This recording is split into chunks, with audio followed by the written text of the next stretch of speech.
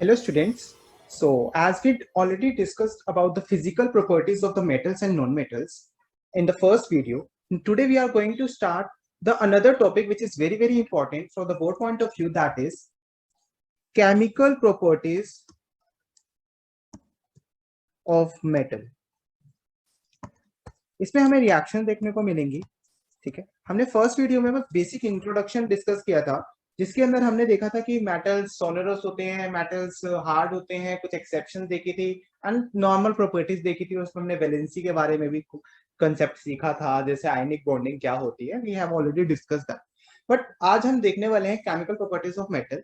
देखो, जब भी हम किसी भी रिएक्शन की बात करते हैं तो जो चीज वो बनकर आती है उसको हम प्रोडक्ट कहते हैं, वो हमें पता है। पर जो चीज बनकर आ रही है वो बनती कैसे है, वो कंसेप्ट हम ऑलरेडी डिस्कस कर चुके हैं। That is due to the electronic configuration and valencies, ठीक है। तो इसमें देखो, पहली जो हमें पढ़नी है कि reaction of metal with air और ऑक्सीजन। देखो, एक मेटल है, कोई भी मेटल ले लेंगे हम अपनी मर्जी से, उसको मैं रिएक्ट कराऊंगा एयर के साथ, मतलब ऑक्सीजन के साथ, तो हम देखते हैं कि क्या होगा। कोई भी मेटल ले लेते हैं, सपोज मैंने मेटल लिया मैग्नीशियम, मेरे को रिएक्शन करनी है एयर मतलब ऑक्सीजन के साथ, क्योंकि air is a mixture of several gases, तो मैंने ऑक्सीजन ले लिया। तो मुझे पता है यहां से क्या बनने वाला है, MgO, that is magnesium oxide. और ये बनता कैसे है ये हम ऑलरेडी डिस्कस कर चुके हैं। ये क्रॉस मल्टीप्लाई करके बनता है कि Mg और O। अब वैलेंसीज ये वाला कंसेप्ट दोबारा नहीं समझाया जाएगा, ऑलरेडी हम फर्स्ट वीडियो में बहुत डिटेल में डिस्कस कर चुके हैं। क्रॉस मल्टीप्लाई करेंगे तो आपको पता है आंसर आपका Mg2O2 आएगा, 2 से 2 आप काट सकते हैं, तो MgO आ गया। And when you will do balancing, ये 2 हो जाएगा, क्योंकि यहाँ 2 Mg, यहाँ पे भी 2 हो जाएगा, क्योंकि 2 ऑक्सीजन है तो यहाँ पर 2 ऑक्सीजन चाहिए, और 2 Mg है तो यहाँ पे भी 2 Mg हो जाएगा, ठीक है। मतलब हुआ क्या है इस रिएक्शन में, हमने एक मेटल लिया और उसकी रिएक्शन करी जब ऑक्सीजन के साथ। ऑक्सीजन कहां से मिल रही है, एयर से, तो क्या बनकर आया है, मेटल ऑक्साइड। अब वो कोई भी मेटल हो सकता है, फॉर एग्जाम्पल मैं सोडियम ले लेता हूँ। सोडियम की अगर मैं रिएक्शन करता हूँ O2 के साथ, जो चीज बनकर आती है, आप क्रॉस मल्टीप्लाई करके बना के देख लीजिए, ऑक्सीजन का 2, सोडियम की 1, when you will do cross multiply you will get Na2। And balancing we have already learn in chapter number 1, तो आप बैलेंस करेंगे 4 2, तो this will be the balancing. तो ये बनकर क्या आया है, सोडियम की ऑक्साइड आई है, तो इसका नाम होगा सोडियम ऑक्साइड, ठीक। सो कोई भी मेटल ले सकते हैं आप, जरूरी नहीं है ये 2 ही मेटल है हमारे। आपका एक और मेटल होता है, मैं एक और बता देता हूँ, जैसे के है पोटेशियम। आप पोटेशियम की रिएक्शन करते हैं अगर ऑक्सीजन के साथ, तो आपका K2O बनकर आएगा। आप कैल्शियम की रिएक्शन करते हैं O2 के साथ, तो आपका CaO बनकर आएगा, राइट। आप जिंक Zn होता है, जिंक की रिएक्शन करते हैं तो ZnO बनकर आएगा। ये बनता कैसे है, वही चीज वैलेंसी से। कैल्शियम और ऑक्सीजन आप देख लीजिए, कैल्शियम ऑक्सीजन दोनों की 2 है, तो कट जाएगी 2 से 2, तो CaO हो जाएगा। लेकिन के केस में ऐसा नहीं होता। देखो KO, के मतलब सोडियम की तरह होता है, उसकी प्रॉपर्टीज हमारी के की वैलेंसी 1, ऑक्सीजन की 2, क्रॉस मल्टीप्लाई करिए आप, यू विल गेट K2O, तो वो बन के आया। तो अल्टीमेटली ये सारी है क्या, मेटल ऑक्साइड है। ये कौन सी ऑक्साइड होगी, potassium oxide. This is calcium oxide and this is zinc oxide, this is zinc oxide. इसका नाम है कैल्शियम ऑक्साइड, क्योंकि Ca फॉर कैल्शियम होता है और O फॉर ऑक्साइड हो गया है। And this is my potassium oxide, right. Next, तो ये बहुत बेसिक सी प्रॉपर्टी थी हमारी जो फर्स्ट थी, कि हमने बस एक मेटल लिया, उसको हमने रिएक्ट करके देखा तो हमारी एक मेटल ऑक्साइड बन रही है। हाँ, एक चीज और इंपॉर्टेंट है कि जब भी हम मेटल की ऑक्साइड बनाते हैं, मतलब मेटल ऑक्साइड बनती कैसे है, मेटल प्लस ऑक्सीजन, जो अभी भी मैंने बता रहा था। तो जो मेटल की ऑक्साइड्स होती हैं वो बेसिक इन नेचर होती है। हमने चैप्टर 2 में एसिडिक एंड बेसिक की बात करी थी, ठीक है। तो हम इस चैप्टर में जब मेटल्स की बात करते हैं, तो जो मेटल्स की ऑक्साइड होती है वो बेसिक इन नेचर होती है, ठीक है। एंड जो नॉन मेटल्स की ऑक्साइड बनती हैं वो एसिडिक इन नेचर होती है। बेसिक मतलब मैंने एक ट्रिक बताई थी, याद हो सबको, RBB और बार फॉर एसिड, ठीक है। ए फॉर एसिड होता है, एसिड क्या करता है, ब्लू से रेड में चेंज कर रहा है, ब्लू लिटमस टू रेड। लेकिन बेस, बी फॉर बेस होता है, ये क्या करता है, रेड से ब्लू में चेंज करता है। तो ये मेटल ऑक्साइड्स का काम ही यही होता है, यार बेसिक इन नेचर। जब भी बेसिक की बात होती है तो वही सारी चीजें आ जाती हैं हमारी प्रॉपर्टीज जो बेस की होती है, that is they release OH minus ion in the presence of water, they मतलब they change litmus from red to blue color and all, जितनी भी प्रॉपर्टीज उसकी होती हैं बेसिकली। तो हमें इस चीज में ध्यान रखना है, बहुत इंपॉर्टेंट चीज है, आपके एमसीक्यूज एंड वन वर्ड में काफी बार याद आती है चीज, जो मेटल ऑक्साइड्स होती हैं वो बेसिक इन नेचर होती है। और नॉन मेटल, अब देखो एक नॉन मेटल का भी एग्जांपल लूं मैं, वैसे वो हम बाद में करेंगे। एक नॉन मेटल एस की रिएक्शन करी SO2, तो ये जो बनती है ये एसिडिक इन नेचर होती है। अभी आप 10th में हो, अगर किसी ने 7th 8th में बहुत अच्छे से साइंस पढ़ी हो तो आपने एक टॉपिक पढ़ाया जाता है सब 7th 8th क्लास में आपको, एसिड रेन। और एसिड रेन जो ताजमहल का आज कलर चेंज होता जा रहा है, खराब होता जा रहा है, वो एसिड रेन की वजह से हो रहा है। उसमें पढ़ाया जाता था due to acidic oxide such as SO2 CO2।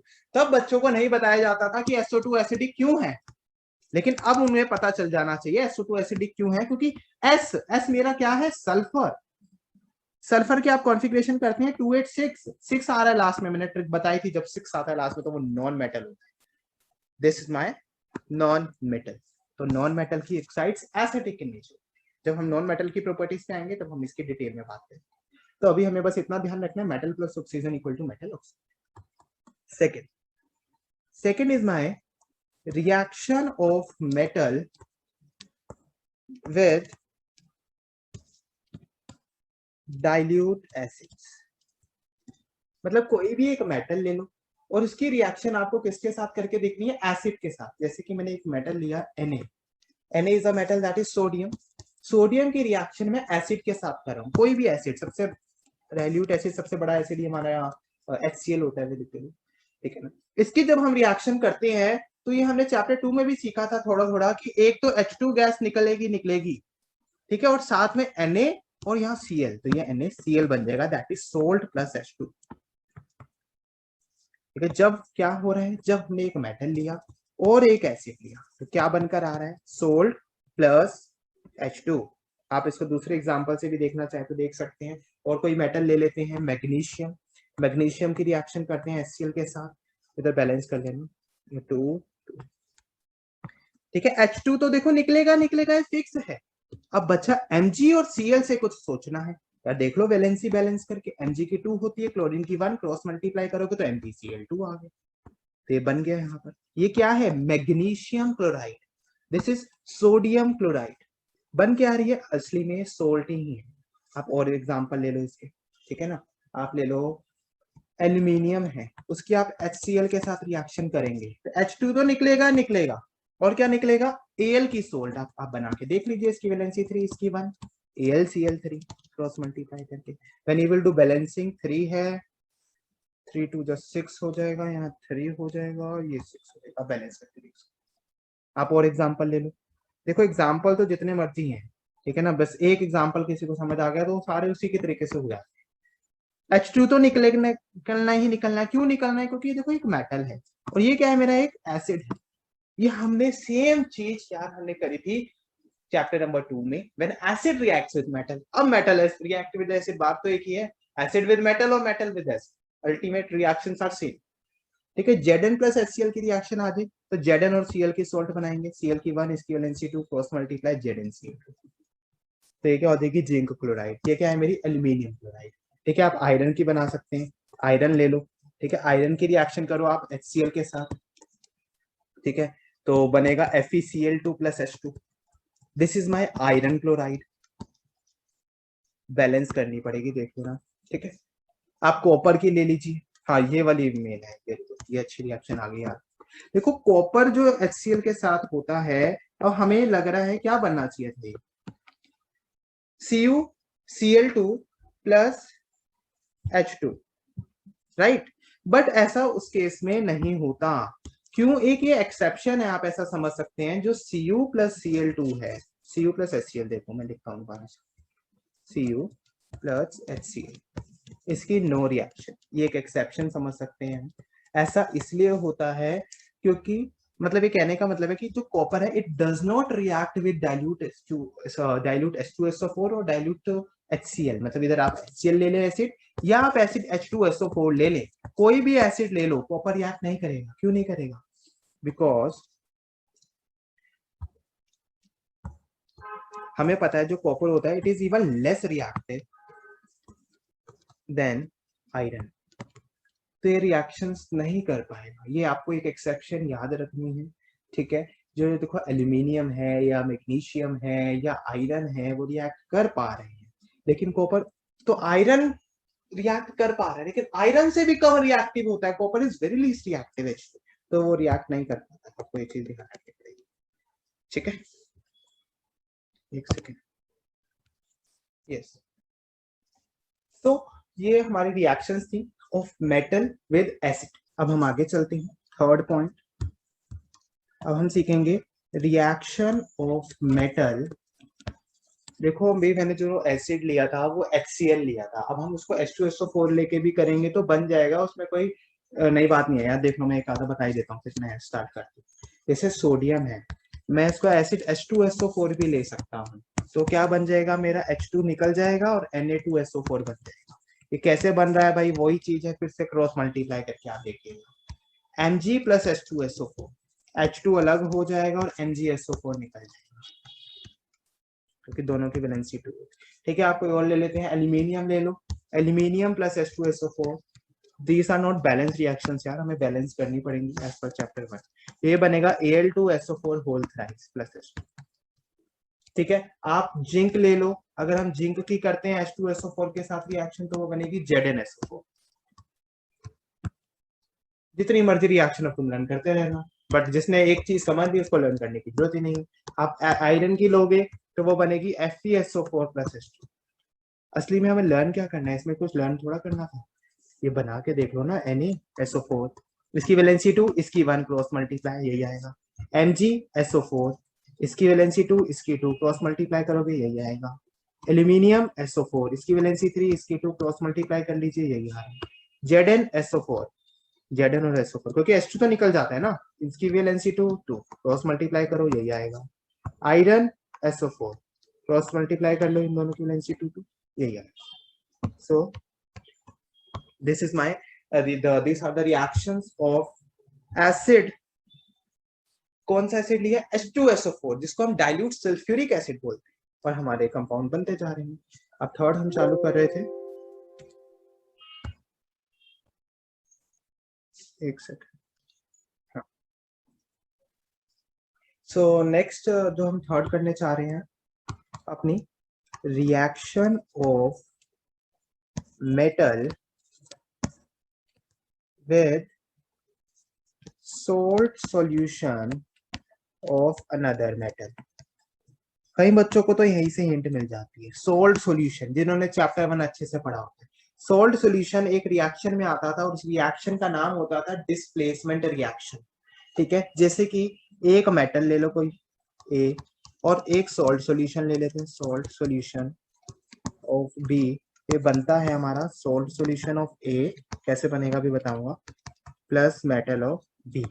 देखो अब होता कैसे, कोई भी मेटल ले लेते हैं हम, आयरन, सॉल्ट सॉल्यूशन मतलब पूरे सॉल्यूशन ले लो CuSO, तो हमने सीखा था डिस्प्लेसमेंट रिएक्शन में, the one which is more reactive displaces the less reactive from its salt solution, right. Iron ज्यादा रिएक्टिव होता है कॉपर से, तो आयरन ने उसकी जगह ले लेगा, ये हटा देगा, इधर FeSO4 आ जाएगा प्लस कॉपर।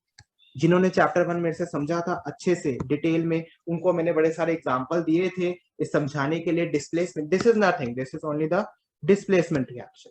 डिस्प्लेसमेंट रिएक्शन में मैं दोबारा से बता देता हूँ क्या होता था, एक मोर रिएक्टिव मेटल होता है और एक हमारा लेस रिएक्टिव मेटल होता है। जो मोर रिएक्टिव मेटल है उसके अंदर इतनी पावर है, इतनी शक्ति है कि that it can displace the other metal, उसको अपनी पोजीशन से हटा सकता है, ठीक है, और अपनी जगह उधर बना सकता है।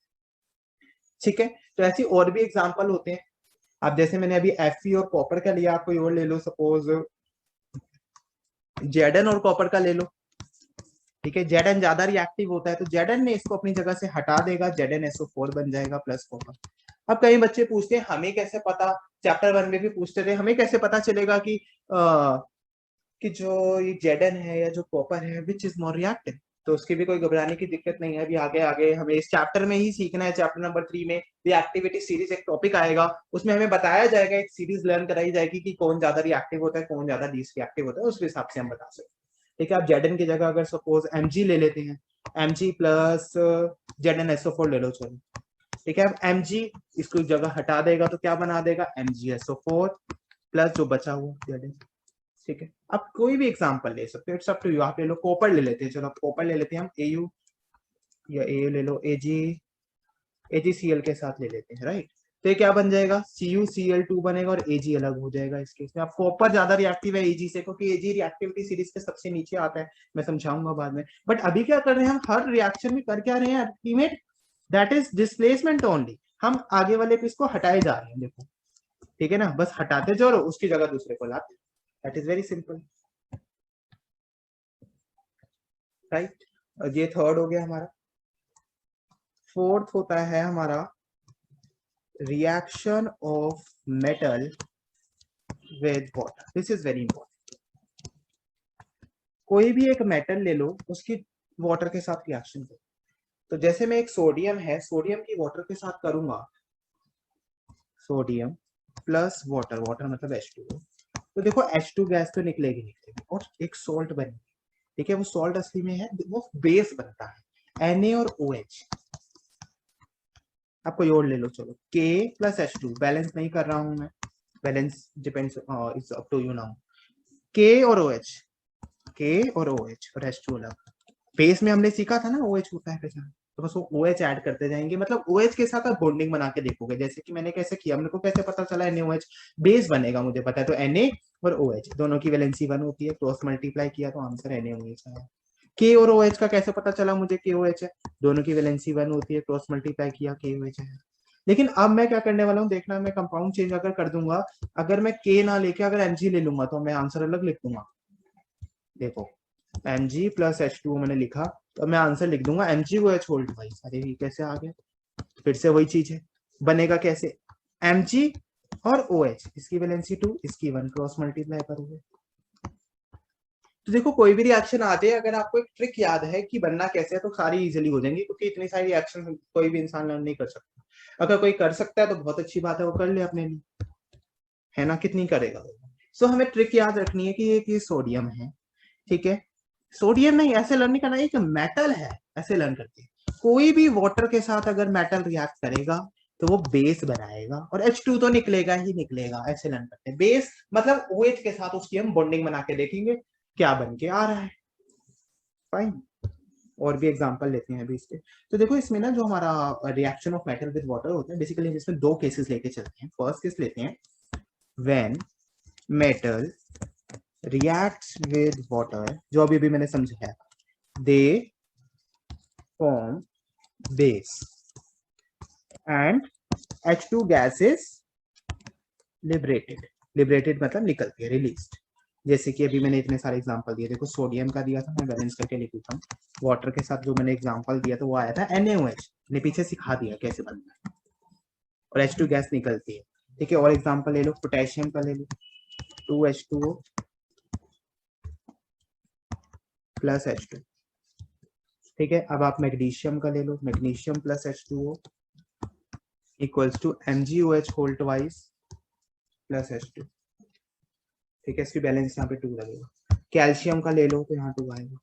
देखो एक ना यहाँ पे अगर आप कोई ट्रिक देख रहा हो कि इतनी सारी रिएक्शन हो गई, जब भी मैं सोडियम के लिखता हूँ तो जो सोडियम का होता है ना वही पोटेशियम की बात होती है, वही सेम चीज आती है। देखो सोडियम और पोटेशियम में नंबर ऑफ मोल्स, बैलेंस भी सेम है, बनता भी देखो सब कुछ सेम है, बस एलिमेंट चेंज होता है। और मैग्नीशियम और कैल्शियम में भी सेम होता है। एक्चुअली ये ग्रुप होते हैं, ये ग्रुप 1 के एलिमेंट्स होते हैं, और नीचे वाले ग्रुप 2 के होते हैं, जो कि हमारा चैप्टर नंबर 5 है, पीरियोडिक क्लासिफिकेशन। बहुत ही बढ़िया चैप्टर है वो, उसमें हमें समझाया जाता है ग्रुप वाइज प्रॉपर्टीज कैसे सेम होती है, तो उसकी वजह से हम एलिमेंट्स को ऐसे क्लासिफाई करते हैं। बट वो हमारे लिए बात की चीज है, अभी तो हमें ऐसे ही समझना पड़ेगा अपने 9th के कंसेप्ट से, जैसे कि बॉन्डिंग क्रॉस मल्टीप्लाई करके हम बनाते हैं। और भी एग्जांपल हो सकते हैं, बट इतने सफिशिएंट हैं अभी के लिए। और एग्जांपल लिखता हूं मैं, ठीक है। मैंने अभी एक एग्जांपल लिखा था, देखो मैग्नीशियम प्लस H2O का 2MgOH whole twice plus H2, ये बात ठीक है, सॉरी प्लस H2। बट कभी कभी क्या होता है, कहीं आप बुक्स में देखेंगे या अपने पेपर में देखेंगे, टीचर आपसे ये वाली रिएक्शन डिमांड कर रही है, नीचे वाली। अब हमें कैसे पता भाई कि कौन सी कब लिखनी है, तो वो केस ही में समझाया था। अभी मैंने एक केस बताया, मैं दूसरा केस बताऊंगा, ध्यान से देखना। दूसरा केस, सेकंड केस है उसके अंदर, that some metals react with H2O after heating, देख रहे हैं अब हीटिंग वर्ड आएगा, after heating and they form metal oxide, अब मेटल ऑक्साइड बनेगी and H2 gas is liberated, वो तो है ही यार, वो तो सेम चीज है। जैसे कि Zn है एक मेटल, H2O के साथ रिएक्ट कर रही है, तो देखो अगर इतना है तो हमें नहीं पता ना अभी हीट करा है या नहीं करा, अभी ये नॉर्मल है तो हम क्या बनाने वाले हैं, ZnOH whole twice plus H2 जो बना रहे थे। लेकिन अगर मैं यहाँ पर अब साइन हीट का लगा दूं, हीट का साइन होता है तो मुझे पता चल जाना चाहिए मेटल ऑक्साइड बनेगी, हमने लर्न किया था। तो मेटल Zn है, ऑक्साइड क्या होती है ऑक्सीजन के साथ प्लस H2। ऐसी मैग्नीशियम की आप देख लो, मैग्नीशियम की अगर आप करते हैं H2O के साथ तो क्या बनेगा, हीट कर रहा हूं मैं तो MgO प्लस H2। आप और एग्जांपल ले लो, Zn का हो गया, आप सपोज आयरन का ले लो, आयरन, ठीक है, इस आयरन को अगर मैं H2O के साथ रिएक्ट करता हूँ, देखो कहीं कभी क्या होगा वो ना एसिड करके दे देगा, स्टीम के साथ रिएक्ट करते हैं। स्टीम मतलब क्या है यार, हीटिंग करके ही तो स्टीम बनती है, वाटर को हीट करते हैं तो, राइट, तो स्टीम है मतलब हीट है तो ऑक्साइड बनेगी, देखो H2 तो आएगा ही आएगा हमें पता है, और ऑक्साइड बनेगी। आप आयरन की आप जब ऑक्साइड बनाएंगे तो वो Fe3O4 आएगी। अब कई बच्चे कहते हैं Fe2O3 आएगी, वो भी बात सही है, वो डिपेंड करता है आपने Fe की क्या वैलेंसी ली है, क्योंकि Fe की 2 वैलेंसी होती है, 2 भी होती है और 3 भी होती है, और उस पर डिपेंड करेगा कि आपका क्या बनता है, ठीक है, आप इसको बैलेंस कर लीजिए। सो हमें ध्यान रखना है कि जो वाटर के साथ चीज रिएक्ट हो रही है क्या वो हीट करके हो रहा है या नॉर्मल है। अगर नॉर्मल है तो हम वही ये बनाएंगे, जैसे MgOH वोल्ट वाइज हाइड्रोक्साइड बनता था या NaOH जैसे बन रहा था। लेकिन अगर वो चीज हीट हो रही है, ठीक है, वाटर हीट करके हमें रिएक्शन करनी है, तो ध्यान से समझ लेना कि वो चीज ऑक्साइड को डिनोट कर रही है, मतलब हमें ऑक्साइड बनाना है। मैं दोबारा से एग्जांपल दे देता हूँ 2-3 और समझाने के लिए, जैसे कि Zn का ले लेते हैं, ठीक है, Zn प्लस H2, ठीक है, ये Na का ले लो, उससे ज्यादा समझ आ जाएगा। Na प्लस H2 नॉर्मल है तो क्या बनेगा, NaOH plus H2। For example एक पॉइंट ले लेते हैं, अगर मैं इसी को हीट कर दूं, हीट कर देते हैं, हीट करूं या हीट का सिंबल ना लिखे यहाँ स्टीम लिखूं, बात एक है, तो अब उसकी ऑक्साइड बन जाएगी, अब हाइड्रोक्साइड नहीं। देखो ये दो रिएक्शन है, सपोज दोनों में ये होगा, अब ये ऐसे मान लेते हैं, ठीक है, दोनों में फर्क है, सबको फर्क दिख रहा है कि अब जो हमारा वाटर है नीचे वो स्टीम है, हीट करके, ऊपर वाले में तो हाइड्रोक्साइड बनेगी। तो आप बनाए जरा, सोडियम हाइड्रोक्साइड मतलब बेस बनता है ना ऊपर वाले में, ऊपर वाले में बेस बनता है, लर्न करने का तरीका बताया मैंने, बेस, इसकी वैलेंसी 1 इसकी 1, क्रॉस मल्टीप्लाई करेंगे तो क्या आएगा, NaOH। लेकिन जो नीचे वाली है उसमें क्या हो रहा है, स्टीम मतलब हीट करके, हीट करके जब भी चीज बनती है वाटर में तो ऑक्साइड बनता है, तो सोडियम और ऑक्साइड मतलब ऑक्सीजन, बैलेंसिंग करो करो बनाओ, क्या बन गया, Na2। भाई इससे अच्छा तरीका नहीं है रिएक्शंस को समझाने का कि जो ये ऐसे ऐसे करके बता रहा हूं मैं, बाकी सबसे अच्छा तरीका है, आप रट रहे हो फिर क्या ही करूं मैं उसके लिए, है ना।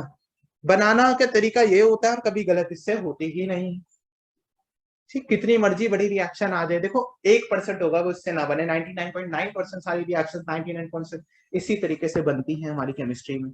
और जो बच्चे लर्न करते रहते हैं लिख लिख के, पता नहीं उनसे लर्न भी नहीं होती, जो बेसिक रिएक्शन होती है, ठीक है। आप कोई कहे कि नहीं ऐसा तो नहीं है सर, हमने वो करी थी ब्लीचिंग पाउडर बेकिंग सोडा, उनमें तो ऐसा नहीं था, अरे वो अलग रिएक्शंस है, हम बेसिक की बात कर रहे हैं, प्रॉपर्टीज की रिएक्शंस की बात कर रहे हैं, जैसे एसिड की प्रॉपर्टीज होती थी, मेटल्स की प्रॉपर्टीज है, नॉन मेटल्स की प्रॉपर्टी है, बेसिस की प्रॉपर्टी है, वो सारी ऐसी ही करके बनती है। And now fifth and the last reaction for today, that is reaction of metal oxide with water। अब हम किसकी रिएक्शन कर रहे हैं, मेटल ऑक्साइड, किसके साथ कर रहे हैं, पानी के साथ, वाटर के साथ, क्या बनेगा, ऑब्वियस ही चीज है, metal hydroxide, that is MOH। कैसे बनेगा वो देख लेते हैं। देखो कोई भी मेटल ऑक्साइड सोचो, जैसे कि मैंने सोचा कैल्शियम ऑक्साइड, तो ओ रिएक्शन करो वाटर के साथ, क्या बनाना है, हाइड्रोक्साइड, अरे बनाओ ना, कैल्शियम का क्रॉस मल्टीप्लाई करके, कैल्शियम की वैलेंसी 2 इसकी 1, क्रॉस मल्टीप्लाई किया, क्या बन गया, CaOH होल्ड, आगे रिएक्शन खत्म, और कुछ नहीं बनाना, ऐसी कोई भी आ जाए, ये तो इजी है इनफैक्ट। और ले लेते हैं हम MgO की, ले लेते हैं MgO की, अगर आप वाटर के साथ रिएक्शन करते हैं तो बना लो, सेम ही बनेगा। देखो MgOH, कैसे पता, मुझे कैसे पता है कि OH लेना है? कभी तो मैं O ले लेता हूँ भाई। ये जो जर्नल है वो तो आपको लर्न करनी है ना, मुझे पता होना चाहिए। अच्छा, मेटल ऑक्साइड के साथ वाटर डालूंगा यार, ऑक्साइड के अंदर पानी डाल रहे हैं तो पानी वाली चीज बनने वाली है, हाइड्रोक्साइड बन जाएगी, क्योंकि ऑक्साइड ऑलरेडी है O, और वाटर, वाटर के अंदर H भी होता है, H भी मिल गया, और H मिलके क्या बनाएंगे OH, OH क्या होता है मेरा बेस होता है। तो MgOH, Mg की वैलेंसी 2, OH की वैलेंसी क्रॉस मल्टीप्लाई वही बन गई। ठीक है, अगर मैं यहाँ पर अब सोल्ट चेंज कर देते हैं, सपोज मैं अब ले लेता हूँ K2O, ये पोटेशियम ऑक्साइड है। अगर मैं अब इसकी रिएक्शन करूं तब क्या बनेगा? अब मेरा ये K और OH करके देख लो, 1 1 होती है, KOH आएगा। क्या आप Na सोडियम ऑक्साइड Na2O ले ले, सोडियम ऑक्साइड इसको बनाए तो ये आएगा 2NaOH। तो बेसिकली ये सब जो चीजें बन रही हैं ऑक्साइड किसी भी चीज की, तो वो उसी रिस्पेक्ट से बन रही है। I hope this is clear and this is very easy and interesting topic also. ठीक है, अब मैं एक चीज और बताना चाहूंगा बस। देखो एक चीज आएगी एम्फोटेरिक ऑक्साइड, चलो उसको हम बाद में बात करते हैं। अभी के लिए हम एक रिएक्शन देखते हैं। मैं एक रिएक्शन लिख रहा हूँ, एक मेटल लिया मैग्नीशियम, उसकी रिएक्शन लिख रहा हूँ मैं एसिड के साथ। एसिड ले रहा हूँ मैं इस बार, अलग एसिड ले लिया, देखो HNO3। HNO3 कौन सा एसिड होता है मुझे पता है, नाइट्रिक एसिड होता है, ठीक है, जो कि बहुत ज्यादा डिल्यूट होता है। अगर मैं इसकी रिएक्शन करूंगा, देखो अब मुझे लर्न होना चाहिए था, क्या लर्न होना चाहिए था इसके लिए, कि जो एक मेटल है अगर वो डाइल्यूट एसिड के साथ रिएक्ट करता है तो बनता क्या है। अरे मुझे लर्न था सोल्ट बनेगा और H2 निकलेगा, तो मैंने H2 तो पीछे लगा दिया भाई, लग जा साइड में। अब सोल्ट बनाना है, H तो हट गया ना, H2 निकल गया, बचा क्या Mg और NO3। अब कई बच्चे MgNO3 लिख देंगे या नहीं, MgNO3 से सोल्ट बनाओ खुद 9th वाले तरीके से जो मैं इतनी देर से समझा रहा हूँ। Mg की वैलेंसी 2, NO3 की 1, क्रॉस मल्टीप्लाई, क्या बना MgNO3 होल्डर। ऐसे करके आएंगी रिएक्शन। अब पेपर में कोई भी रिएक्शन कभी भी आ जाएगी। आपने Mg प्लस HNO3 की लर्न करी है, मैं आप देखो चेंज कर दूं अगर ये पेपर में, आपको पता भी नहीं होगा, कोई भी चेंज करके आ जाएगी। अब मैंने सपोज ये दे दी मैंगनीज, इसको मैंगनीज बोलते हैं, मैं लिख देता हूँ नाम मैंगनीज। अगर मैं इसकी रिएक्शन मांग लूं आपसे HNO3 के साथ, अब बैठे रहना सोचते रहना क्या है, क्योंकि आपने तो रटी थी, बट जिसने नहीं रटी होंगी उसको ट्रिक पता है। MgNO3, इसकी वैलेंसी 1, इसकी 2, मैं Mn और Mg की सेम होती है, तो ये बन गया MnNO3 होल्डर। ठीक है, ये क्या बन गया मेरा मैंगनीज नाइट्रेट, NO3 इसको नाइट्रेट, दैट्स ऑल। ठीक है, अब मैं एक क्वेश्चन पूछता हूँ, सोचना उसका आंसर करो। कॉपर अगर डाइल्यूट सल्फ्यूरिक एसिड के साथ रिएक्ट करेगा तो क्या बनेगा, this is question for you. ठीक है, सोचो। ठीक है, सेकंड क्वेश्चन ले लेते हैं, अगर हम जिंक ले लेते हैं, जिंक अगर मेरा एक HCl के साथ रिएक्ट कर रहा है तो क्या बनेगा। ठीक है, थर्ड क्वेश्चन ले लेते हैं, एक सेकेंड पहले इनका आंसर ले लेते हैं, चलो एक क्वेश्चन और सोच लेता हूँ। थर्ड ले लेता हूँ मैं, Al प्लस H2O क्या बनेगा, और फोर्थ है Al प्लस H2O क्या बनेगा। बस ये 4 क्वेश्चन समझ आ गए, जिसको एक तरह से टेस्ट है आपका, इसे या स्टीम है तो आप समझ लेना, आपको समझ आ गया सारी चीज। ठीक है, तो जल्दी से आंसर इनके पता करते हैं। Cu plus H2SO4, copper, copper is very less reactive, मैंने बताया था, क्या बनेगा CuSO4, नहीं, नो रिएक्शन। वैसे कॉपर के लिए एक्सेप्शन याद करना, Zn प्लस HCl मेटल और एक एसिड क्या बनाता है सोल्ट और H2, H2 तो निकलेगा ही निकलेगा, सोल्ट Zn और HCl की सोल्ट बना लो ना क्रॉस मल्टीप्लाई करके, इसकी वैलेंसी 2, इसकी 1, क्रॉस मल्टीप्लाई ZnCl2, AlH2O। ठीक है, एक है मेटल और एक है वाटर, क्या बनाता था मेटल प्लस वाटर, अरे बेस, अभी भी बताया था, बेस बनाएगा, मतलब Al और OH, Al की लेंसी 3, इसकी 1, ये बन गया AlOH फोल्ड राइस। ठीक है प्लस जो भी आएगा, बट अब देखो नीचे वाले में हमारी चीजें चेंज हो जाती है, मैंने अभी अभी बताई थी। ठीक है, यहाँ H2 आ गई, मतलब बैलेंस नहीं करी है मैंने, बैलेंस खुद करनी पड़ेगी अभी। नीचे वाला हमारा जो H2O है वो स्टीम है, मतलब हीट करके बना है, जब वाटर को हीट करके हमें रिएक्शन करनी हो तो वो हाइड्रोक्साइड नहीं देगा, H2 तो देगा, बट हाइड्रोक्साइड की जगह क्या देगा, ऑक्साइड देगा। तो एल्यूमिनियम की ऑक्साइड सोच लो ना जल्दी से, देखो एल्यूमिनियम ऑक्साइड, इसकी वैलेंसी 3, इसकी 2, cross multiply Al2O3, that is aluminium oxide. That's all. बहुत अच्छा टॉपिक है। तो इसके लिए देखो आपको मेन चीज क्या प्रैक्टिस करनी है, मेरा सजेशन सभी के लिए रहेगा कि आप ना सोडियम हो गया, मैं तो तीन नाम लिख देता हूँ, magnesium, potassium, sodium, potassium, magnesium, calcium, iron, zinc, aluminium, और कौन कौन से हम ज्यादा यूज करते हैं बेसिकली, आयरन हो गया, ये यूज करते हैं बेसिकली, यही सारे यूज होते हैं, जिंक, एल्यूमिनियम, मैग्नीशियम, हम ज्यादातर ये यूज करते हैं, ऐसा नहीं है कि इसके अलावा ये नहीं करते हैं।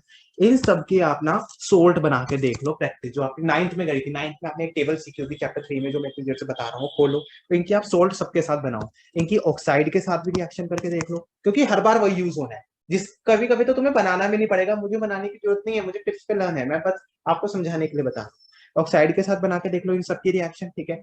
देन एक बार आप इनके हाइड्रोक्साइड बना के देख लो, OH के साथ जिसको बोलते हैं, ठीक है ना। देन आप इनके कभी नाइट्रेट्स बना के देख लिया करो, ठीक है। वहां पे आपने 9th में इतना कुछ सीखा था, बट तब सीखते थोड़ा थे, तब तो बस हम खेलते थे 9th, है ना। आप इनके सबके इन सबकी रिएक्शन आप सल्फ्यूरिक एसिड के साथ करके देख लो, H2SO4 के साथ क्या बनेगा, मतलब सल्फेट्स बना के देख लो आप इनके, है ना। इसको हम SO4 बोलते हैं, NO3 बोलते हैं, इसको OH बोलते हैं, इसको O बोलते हैं, आप सबके साथ बना के देख लो, बहुत इजी है, ठीक है। कहोगे तो मैं कभी सिखा दूंगा, ये बहुत बोरिंग काम हो जाएगा, है ना, इस लेक्चर बड़ा बनाने का टाइम वेस्ट हो जाएगा, तो क्या ही करना, ठीक है। चलो बहुत अच्छा से समझ आ गया होगा हो, बस इसकी प्रैक्टिस करो, जितनी रिएक्शंस आप लिख लिख के प्रैक्टिस करोगे और रटोगे तो देखो मैं कुछ नहीं कर पाऊंगा आपका, जो समझ के करेगा उसी का मैं हेल्प कर पाऊंगा, ठीक है। रटने वाला तो फिर मेरे से भी इंटेलिजेंट है वो, तो उसको तो सारी रिएक्शंस आती होंगी जो रट है। एनीवेज, तो अच्छे से इन सबकी प्रैक्टिस करो, ठीक है। सो ये लेक्चर इतना ही था, and all the best, and please share it with your friends, ठीक है ना, ताकि उन लोगों के भी, एक तरह से कहते हैं ना सबका भला करना चाहिए, तो उन लोगों की भी बेनिफिट हो सके, ठीक है। शेयर विद योर क्लासमेट, जितने भी आपके स्कूल में आपके जितने भी लोगों को जानते हो, सबके साथ शेयर करो, it will just help them, okay. Thank you so much.